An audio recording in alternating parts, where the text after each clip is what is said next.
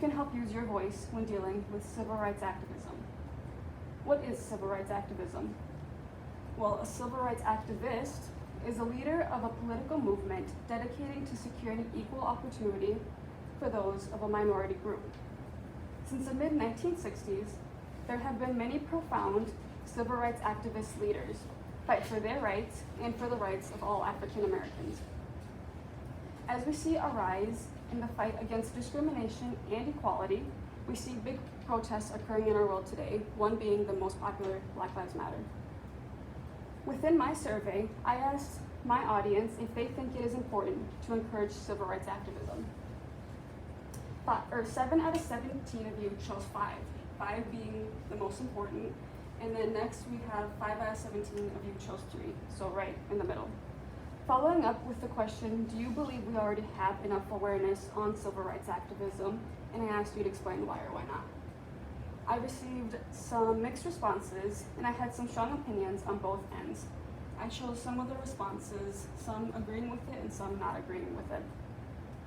Many of you know the background of civil rights activism, but do not know how to get involved yourself. Ben Schutz, a business development and marketing vice president, does a great job giving out ideas and ways you can get involved yourself.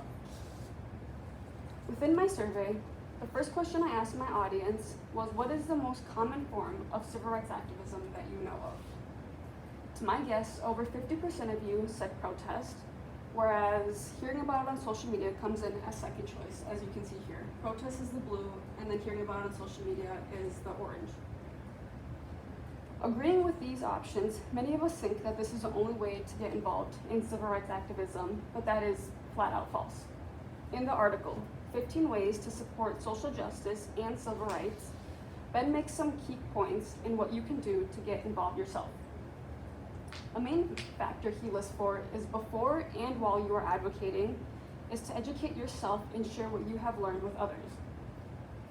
I asked my audience a question stating, would you personally participate in any form of civil rights activism? And I asked you to explain why or why not. Like my previous questions, I received a few mixed responses, but many of you said you would if you knew more about the topic. Again, here I mentioned some responses agreeing with it, mostly agreeing with it, and plenty not agreeing with it. Along with educating yourself and your beliefs, Ben states in his article, share your support on social justice and civil rights causes, and reshare what others are saying on social media. Social media is an extremely important factor in contributing. In our day and age, everybody is on social media. Sharing your ideas on any social media platform will contribute to activism. Looking further past what is happening in our world today, Kathleen Bethel, a librarian at Northwestern University Liberal, translates historical events during the civil rights movement and shows us how we can use this history in our world today. In the article, The Civil Rights Movement, Open Access Documents, Media, Resource, and Websites, Kathleen develops a broad selection of African American resource materials. As I mentioned before, social media is an extremely important source when it comes to advocating and volunteering, as it plays one of the biggest roles. Social media is also a factor to consider when researching information and studying the civil rights era.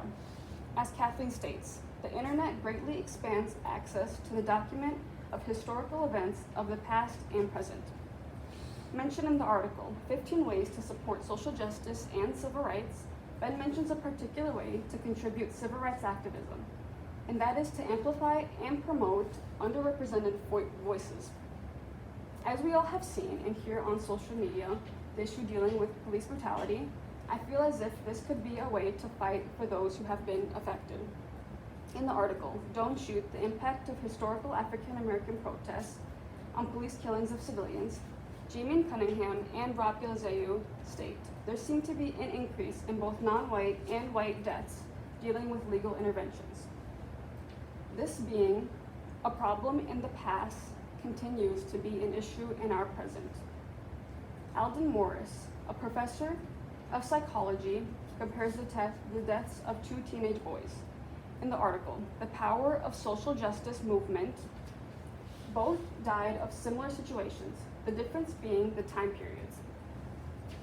Morris states, both youths were Black, both were visiting the communities where they ultimately died in, and in both cases, their killers were acquitted of murder. Having knowledge on these situations helps an individual to speak out and fight for what they think is right. Having an understanding of what you are fighting against is the very first step of advocating, and then you can proceed with smaller steps to contribute to the fight.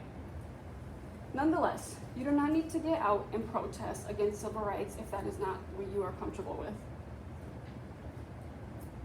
Researching, educating yourself, and doing these small things to branch out your ideas and voice your opinions is sufficient enough. Maurice Canson states in his article, "Are there any human rights? The rights of men are not understood in some parts of the world." And his statement made me think of what that really meant, and I want you to think of that too.